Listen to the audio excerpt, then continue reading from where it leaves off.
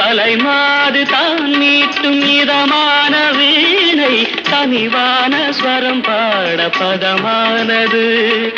அழகான இளம் பெண்ணின் மேனி தான் கூட ஆதார சுதி கொண்ட வீணையம்மா.